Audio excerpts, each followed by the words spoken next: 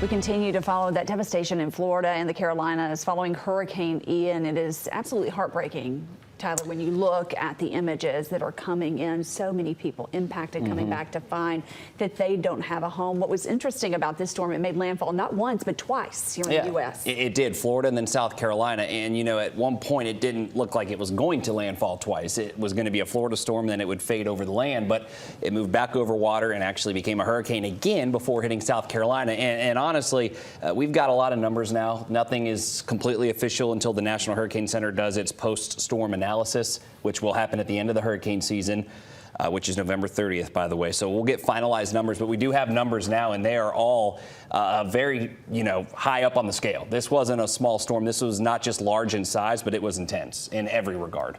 A Category 4 storm with this. When we look at that video, we see all that devastation. We heard a lot about storm surge ahead of this storm. There's some record-breaking numbers with this. What can you tell us about the storm surge? Yeah, storm surge, and I think that's a common misnomer with hurricanes is we measure them by wind speed. That's how you get a category. But hurricanes, the most deadliest part of a hurricane is oftentimes storm surge. So wind is a huge part of a hurricane, but so is storm surge. Here is what we have. Highest reports 12 feet, if not higher. Now, imagine just 12 feet of seawater coming in to your house. That's going to cause extreme damage. Fort Myers, an all-time record there of over 7 feet. Naples, over 6 feet. And Key West, which wasn't even in the path of the storm, it wasn't even near the eye, set a record as well. So that can tell you how far away from the center this impacted. Key West was not near the eye, but it still had a record storm surge of 4.27 feet. And Sally, again, it's hard to imagine what 7 to 12 feet of storm surge looks like until you're actually there to see it. But storm surge is the deadliest and often the most overlooked part of a hurricane, and it's usually the deadliest, too. That's why it is so important to, when you hear those warnings, to get out ahead of time.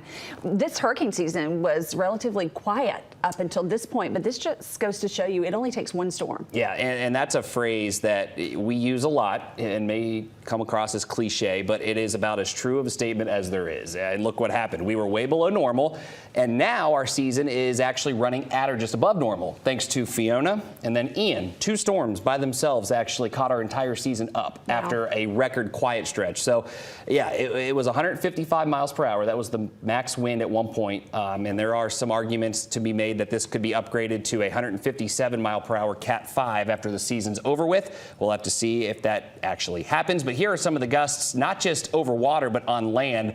140 miles per hour. That's going to cause extreme damage, and it didn't last for just 10 seconds like a tornado usually, hits, and it's gone. And this lasted an hour, 2 hours of 100-plus gusts. And, I mean, the gusts here, even Orlando, Florida, which is in the middle of the state, over land, 61 miles per hour. So this was expansive here. Was this a slow-moving storm? How would you?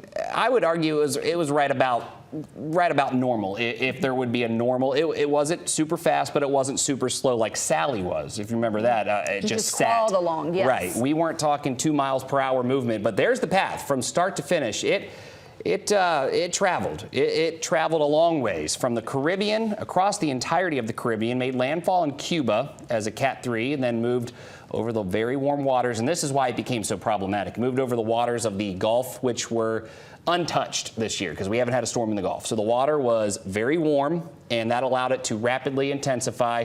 And then you get the Cat 4 landfall in southwest Florida near Fort Myers. And it actually, a very interesting tidbit here, made landfall. You remember how Sally was compared as having made landfall in the same spot as another storm? Well, this made landfall right where Charlie did back in 2004. So those folks went about 20 years without a storm and then got hit again in the same exact spot. Yeah, Ivan and then Sally hitting on the. I didn't even want to say Ivan. Yeah, on the same date, and then you have Ian and Charlie kind of the same location as well. And we're not done with hurricane season. That's why it's so important for folks to stay weather aware. Like we said, it only takes one. We've been very fortunate along the Alabama Gulf Coast to not have a storm this season. And we've had such a busy few years. I think you get averages. You average your crazy busy years with your slow years, you get an average. So we've had some busy years. This year may go down, knock on wood, as a very slow year, and that's how you get, thank you, that's how you get your averages here. So yeah, right now we're looking good. Looking ahead, we can look ahead through about the rest of October. And right now there's nothing that jumps out as concerning for the Gulf of Mexico through at least Halloween.